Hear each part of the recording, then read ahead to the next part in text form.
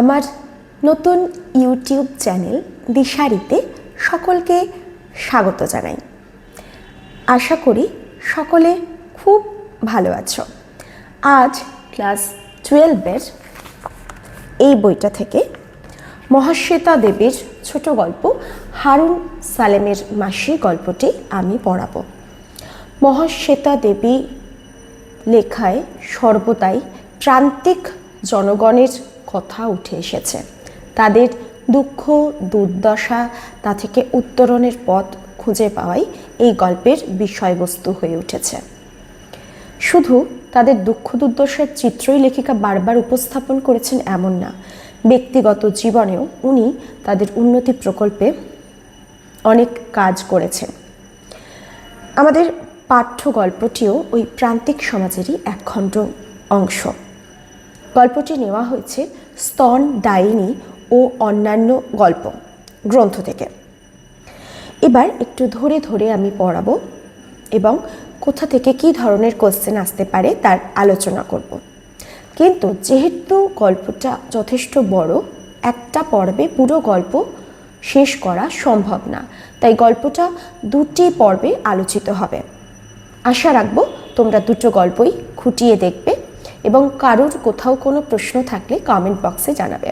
তবে গল্পটা পুরোটা যদি মন দিয়ে শোনো তাহলে তোমাদের সকল প্রশ্নের উত্তর তোমরা এখান থেকেই পেয়ে যাবে, মনে কোথাও কোনো দ্বিধাদ্বন্দ্ব থাকবে না। যাই হোক, গল্পটা আমি ধরে ধরে পড়াবো, একটু মনোযোগ সহকারে শোনো। অঘ্রাণের সকালে জলের ওপর ঠান্ডা স্বর ভাঙেনি। শীতকালে জলের ওপর একটা আস্তরণ পড়ে, যেটাকে ঠান্ডা স্বর বলা হয়েছে। বাসস্ট্যান্ডের চায়ের দোকানে উনুন ধরেনি। হারা গৌরবীর উঠোনে এসে দাঁড়ালো। ভোর হয়নি তখনও। হারা এই সমাজেরই একটি প্রতিনিধি স্থানীয় ছেলে, গল্পের প্রধান চরিত্র বা কেন্দ্রীয় চরিত্র বলতে পারো। সে এসে কার উঠোনে দাঁড়ালো? গৌরবী। হারা অর্থাৎ হারুন সালেম, যে প্রতিনিধিত্ব করছে মুসলমান সমাজের। অন্যদিকে গৌরবী নাম শুনেই বুঝতে পারছো যে হিন্দু সমাজের প্রতিনিধি।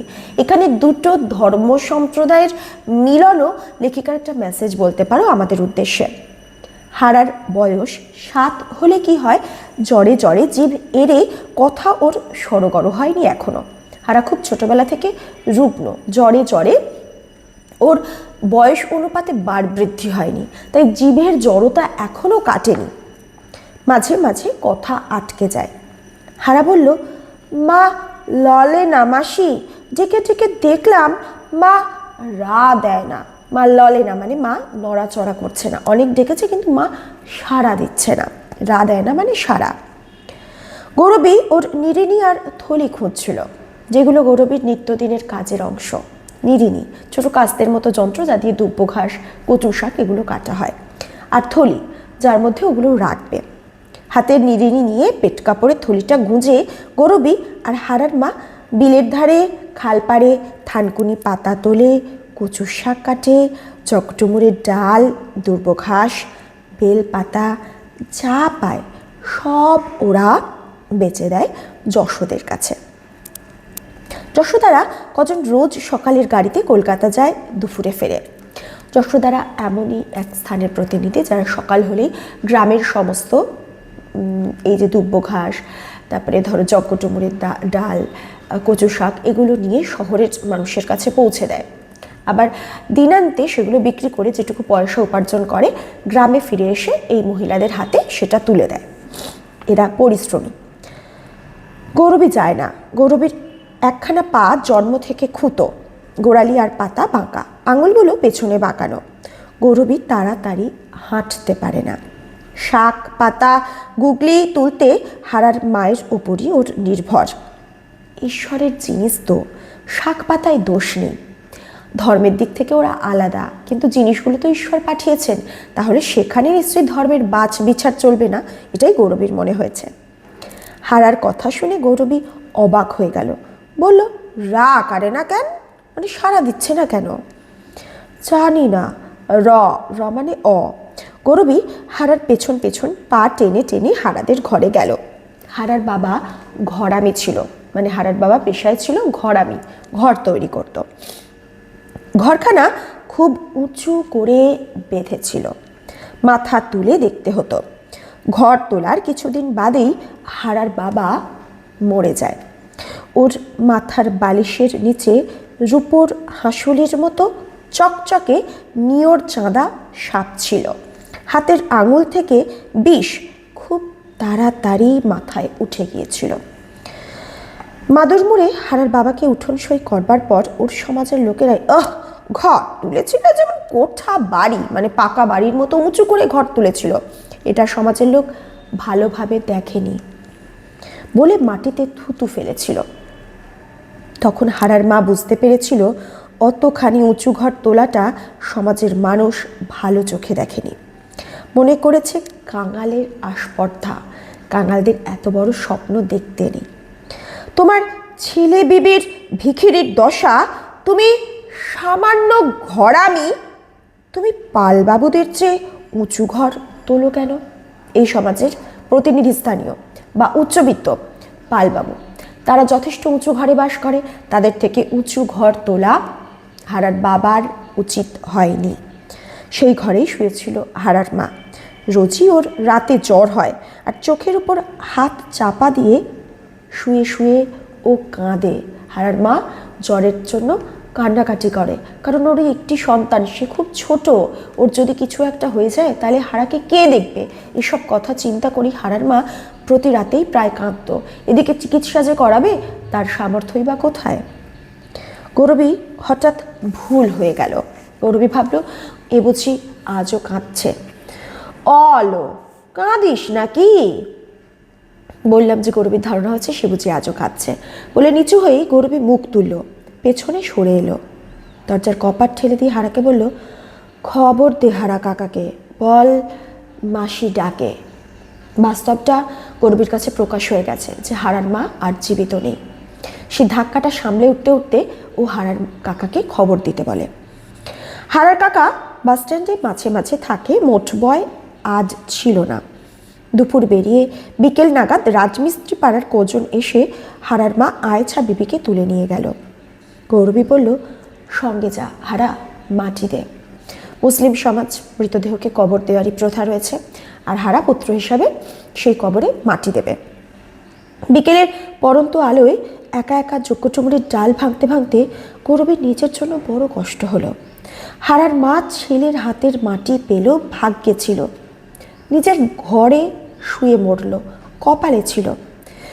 আমি বা কোথায় মরব, কে মুখ শলা করবে কে জানে, অর্থাৎ কে গৌরবীর মুখে আগুন দেবে, এই প্রশ্নটা ওর মনের মধ্যে চলছিল। এইসব সময় গৌরবীর বড় কষ্ট হয়। আন্ডারলাইন এই প্রশ্নটা খুব দেয়, কোন সব সময় গৌরবীর খুব কষ্ট হয়। ও রেল লাইনের দিকে চেয়ে থাকে, কয়েকটা স্টেশনের পথ মাত্র। সেখানেই গৌরবীর সমাজের লোকেরা জমি পেয়েছে, ঘর বেঁধেছে। ওর ছেলে নিবারণ সেখানেই আছে।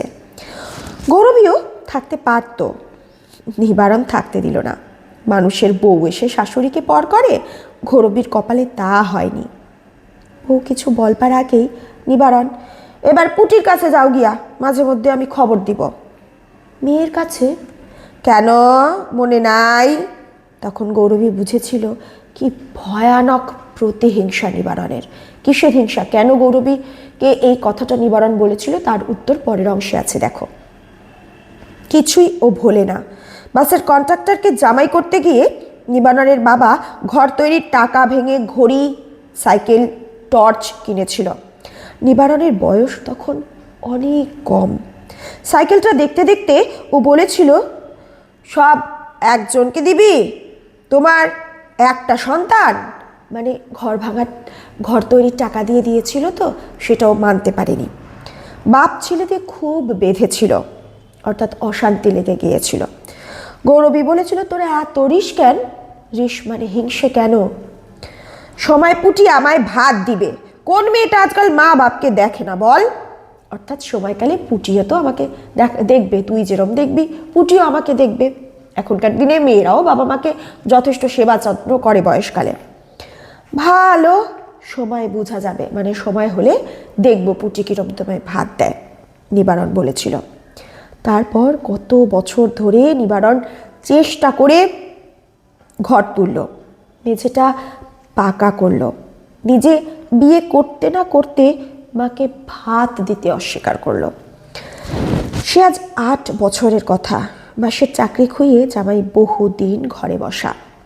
মেয়েও এ বাড়ি ও বাড়ি কাজ করে। গৌরবী আজ 6-7 বছর ধরে এই গ্রামে আছে। মেয়ের বাড়িতে গৌরবীর দুরবস্থা দেখে গৌরবীকে এখানে নিয়ে আসে মুকুন্দ। মেয়ের বাড়িতেও যথেষ্ট যত্ন আত্মি খাতির কিছুটাই তার হয়নি, তাই তার দুরবস্থা দেখে তারই পরিচিত মুকুন্দ তাকে এই গ্রামেতে নিয়ে এসেছে। বড় জোগাড়ে মানুষ মুকুন্দ, অর্থাৎ পরিশ্রমী মুকুন্দ, যথেষ্ট খাটিয়ে মানুষ। হাতে পায়ে অসুরের বল। এ তল্লাট দিয়ে 3-4 জায়গায় জমি করে ফেলেছে, মানে এরই মধ্যে 3-4 জায়গায় জমি কিনে ফেলেছে মুকুন্দ। আজকাল মানুষ বড় মন্দ হয়ে গেছে, ঘর জমিতে বসত না করলেই জবরদখল, মানে জমি কিনে ফেলে রাখলে সেটা জবরদখল হয়ে যাবে। তাই মুকুন্দ জমি কিনেছে, বাড়ি কিনেছে, সেই বসত রক্ষা করার জন্য গৌরবীকে এখানে এনে থাকতে দিয়েছে। ঘরটুনি ধরে বসে থাকো পিসি, নিবারণ যা হয় দেবে, উঠোনে যা হয় দুটো শাক পাতা আজ যে খেতে পারবে না, মানে ঘরটা তুমি রক্ষা করো, খাবার দাবারের জোগাড় নিবারণ কিছু দেবে আর নিজে কিছুটা জোগাড় করে নিও। বেঁচে থাক বাপ বলে গৌরবী এখানে এসে উঠেছিল। বড় যেন ভেতর পানি ঢোকানো গ্রাম। গ্রাম বললে হয়, না বললেও হয় না, বড় রাস্তার ওপরে, না শহরের খুব কাছে। গৌরবী ভেবে পায়নি এখানে সে কেমন করে এক বেলা দুটো ভাত জোটাবে। নিবারণ এখন প্রাইভেট বাসের টিকিট পাবো। মাকে মাসে 5 করে টাকা দিয়েছিল কমাস, তারপর আর দেয়নি। নিবারণ বর্তমানে ভালো কাজ করে, প্রথম দিকে মাসে 5 টাকা করে দিয়েছিল, কিছুদিন দেওয়ার পর সেই দায়িত্ব থেকেও হাত তুলে নেয়। খিদের জ্বালায় গৌরবী মাঝে মাঝে মেটে আলু সেদ্ধ করে খেয়েছে। কাঠের আগুনের তাতে বসে বসে কত সময় যেন আগের জন্মে শোনা রূপকথার মতো ঝি কালের বউ কালের শোনা কথা মনে পড়েছে, ফেলে আসা দেশ ঘরে শোনা কথা, পুকুর ঘাটে বাসন মাজতে মাজতে শোনা কথা। পারুলের মা, মেয়ের কেমন বা বিয়া দিছ? ভালো দিদি, 4 অক্ত গরম ভাত খায়। মেয়ের ভালো বিয়ের নমুনা কি 4 বেলা গরম ভাত খেতে পাওয়া। এই ছিল সেই সময় সেই মানুষের মানসিকতা। গৌরবীকে দেখে দেখে ওই হারার মা বলেছিল, যখন যেমন তখন তেমন চললে আমানি জোটে, মানে সময়ের অনুযায়ী নিজেকে পরিবর্তন করতে হবে, তাহলে দুটো খেতে পাবে। আমানি মানে পান্তা। আমাদের জোটে কেমন করে? আমানি জোটে না, মানে জুটবে না, পান্তা জুটবে না। আমাদের জোটে কেমন করে? কেমন করে?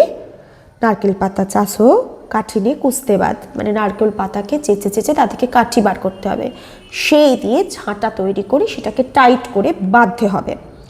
শাক গুগলি জগডুমুরের ডাল নিয়ে যোশীদের দাও, বিকেলে পয়সা দিয়ে যাবে। যোশী অর্থাৎ যশোদার কাছে এগুলো তুমি জোগাড় করে দাও, বিকেলবেলা ফেরার পথে ও তোমায় পয়সা দিয়ে দেবে, তাহলে তোমার পেটের জোগাড়ের ব্যবস্থা হয়ে গেল। হারার মার নামটা অব্দি গৌরবী জানত না, শুধু রমজানের মাস পালন করতে দেখে বুঝেছিল ওদের সমাজ আলাদা। আমার পা ল্যাংড়া, আমি শহরে যাই না। তুই যাস কেন? মানে আমি তো যেতে পারি না, আমার পা ল্যাংড়া বলে তুই কেন যাস না? হারার মাকে জিজ্ঞাসা করেছিল গৌরবী। গৌরবী জিজ্ঞেস করেছিল। হারার মা নিঃশ্বাস ফেলে বলেছিল, ডরাই দিদি, ভয় হয়। না, গৌরবীর দাওয়ায় উঠে বসেনি হারার মা রান্নার সময়, কিন্তু উঠোনে বসেছে, উকুন বেছেছে। এরা প্রান্তিক সমাজ, এদের কাছে এগুলো খুব সাধারণ ব্যাপার।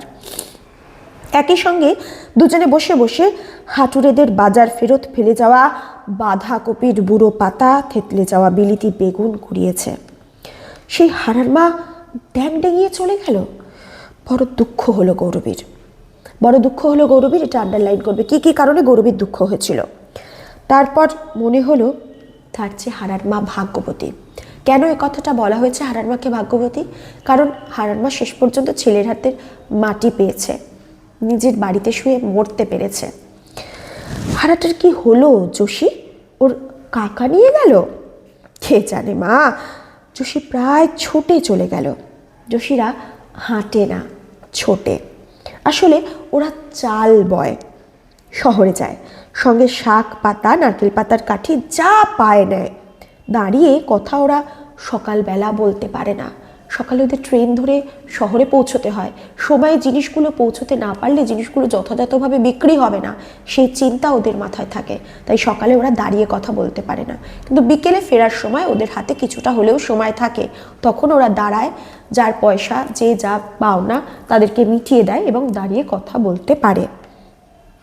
গৌরবী মাথা নাড়ল। হারা প্রায়ই ওর উঠোনে বসে থাকে, গাছের ছায়ায় ঘুমোয়, মায়ের কাছে ধুধুলটা চিচিঙ্গেটা গৌরবীকে দিয়ে যায়। হারার মাথাটা বড়, শরীরটা রোগা, যথাযথ খাদ্য পায়নি, তাই শরীরের বার বৃদ্ধি ঠিকঠাক মতো হয়নি। উপোস করা অভ্যেস হয়ে গেছে বলে চোখে একটা বিজ্ঞ ভাব, যেন ও সব জানে। এই অংশটুকুর মধ্যে হারার বর্ণনা সামান্য হলেও দেওয়া রয়েছে।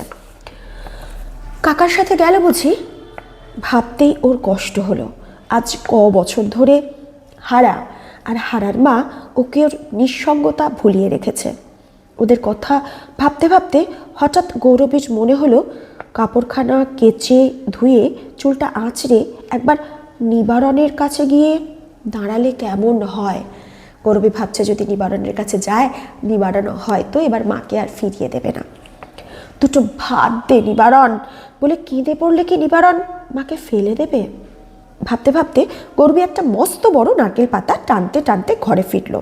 পাতা চেঁচে কাঠি বের করা বেশ কাজ, অনেকটা সময় তাতে যায়। বাকি সময়টা আঙুলের আন্দাজে উকুন বেছে বেছে কাটানো যায়। সন্ধেবেলা তো এক গাল খুদ চিবিয়ে এক ঘটি জল খেয়ে ঘুমিয়ে পড়লেই হয়। বাড়ি ফিরে গৌরবী দেখলো উঠোনে হারা বসে আছে। অবাক হয়ে গৌরবী বলল, তুই? কাকা আসতে বন্য, বন্য মানে বলল। এখানে? বন্য যেথা খুশি সেথা যে মর্গা। সে কি বন্য? হারা আঙুলের কর গুনে গুনে মনে করে করে বলল, কাকার ঘরে কাকিনি, কাকা টেনে ঘোরে, দেশে দেশে যায়। অর্থাৎ কাকা কেন হারার দায়িত্ব নেবে না তার কারণও হারাকে বুঝিয়ে দিয়েছে। কাকাকে ট্রেনে ট্রেনে এদিক ওদিক ঘুরতে হয়, আর কাকা এখনো বিয়ে করেনি, অর্থাৎ বাড়িতে কাকিমা নেই যে হারাকে দেখাশোনা করতে পারে। তোর নিজের কাকা? মা বলতো নিজের নয়। তোর নিজের কে আছে? মা বলতো কেউ নাই, যা দাওয়ায় খেয়ে শোগা। গৌরবী নিজে এক গাল খুদ খেলো, হারাকে এক গাল দিল। তারপর চাটাই বিছিয়ে গড়াতে গড়াতে ভেবে চিনতে ওর মাথা ঘুরে গেল।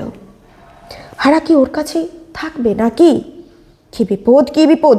ওর নিজের বলতে কেউ নেই। হারার মার কথা মনে পড়ল। ছেঁড়া কাপড়, গেরো দিয়ে পড়া, রোগা ছিপছিপে মানুষ। এখানে হারার মা আয়েশা বিবির বর্ণনাটা রয়েছে, একটু দেখে নিও। এক মাথা রুক্ষ চুল, চুলের বাহার খুব কোঁকড়া ফুরফুরে, গলায় একটা মাদুলি ছাড়া গয়না নেই।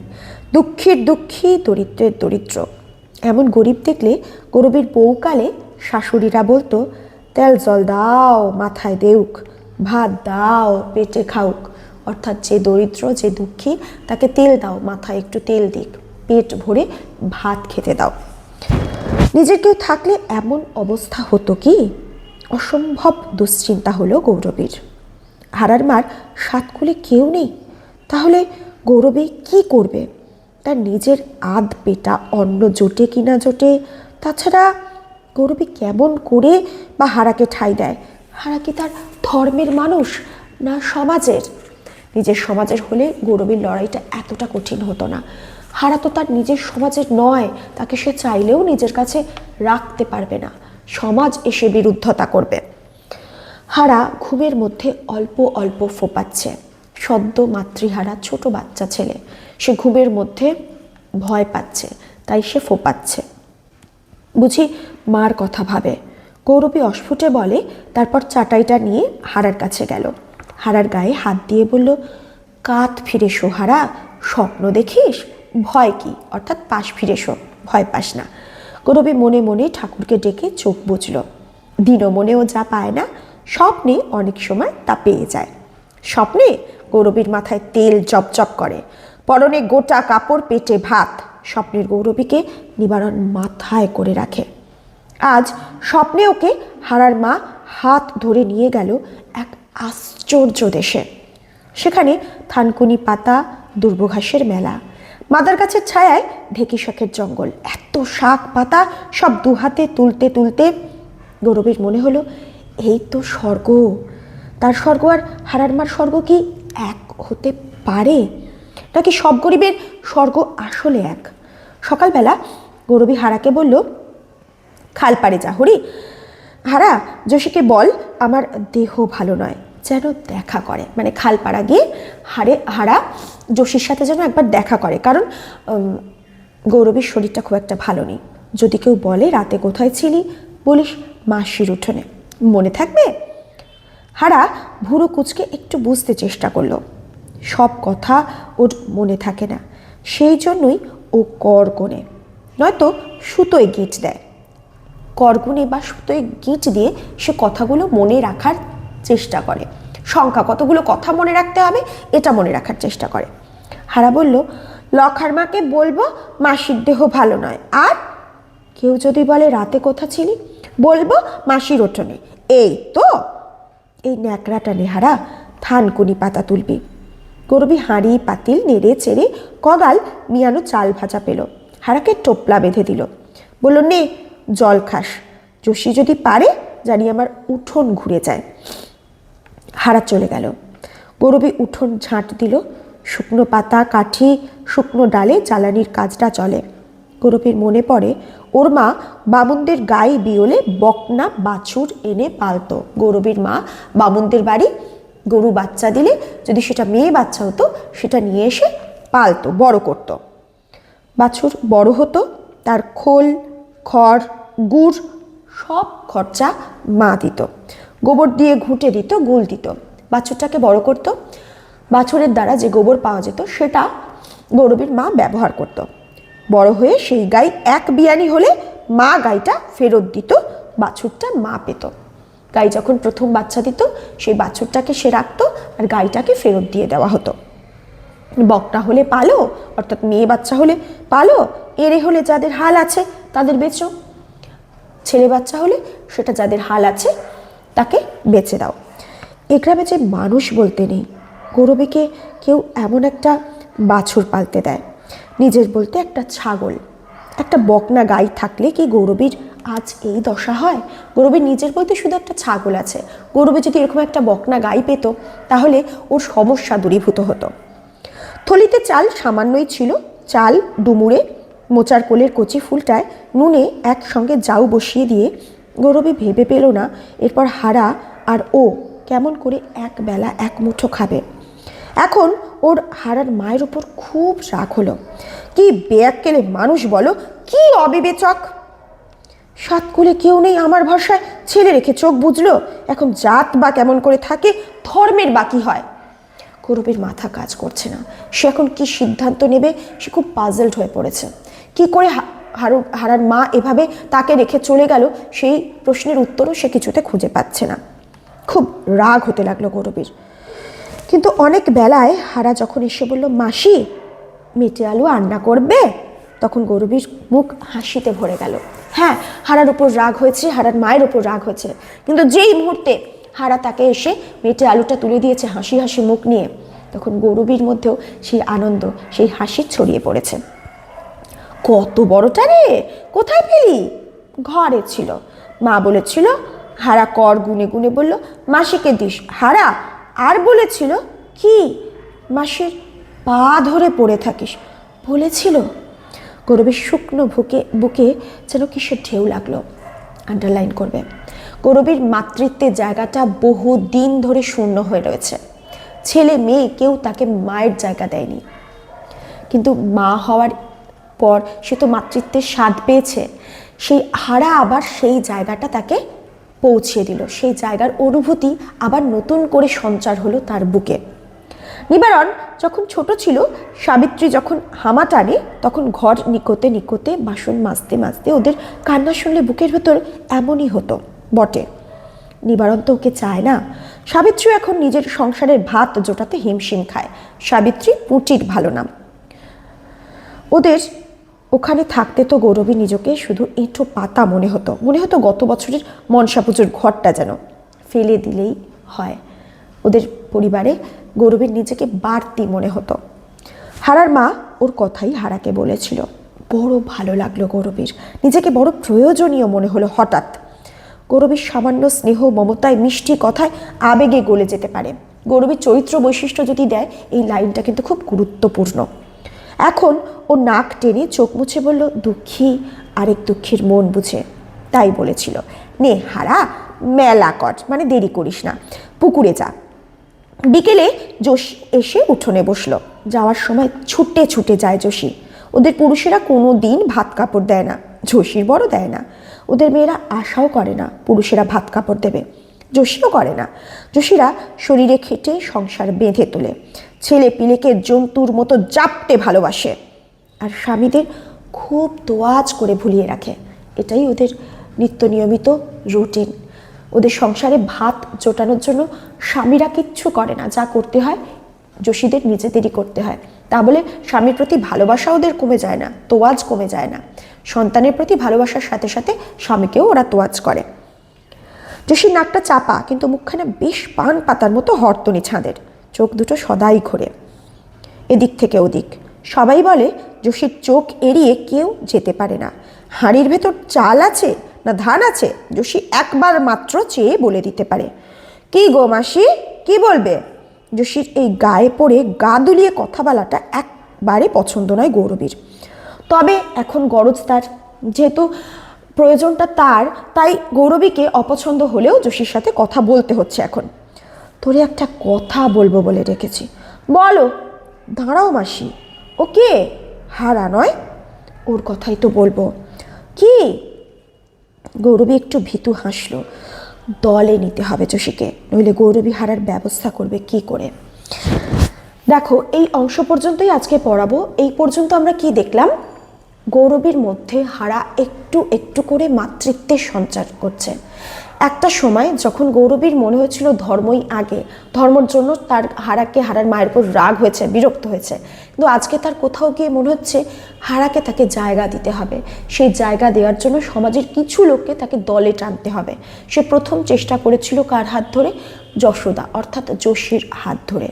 শেষ পর্যন্ত কি হারাকে সে স্থান দিতে পারবে?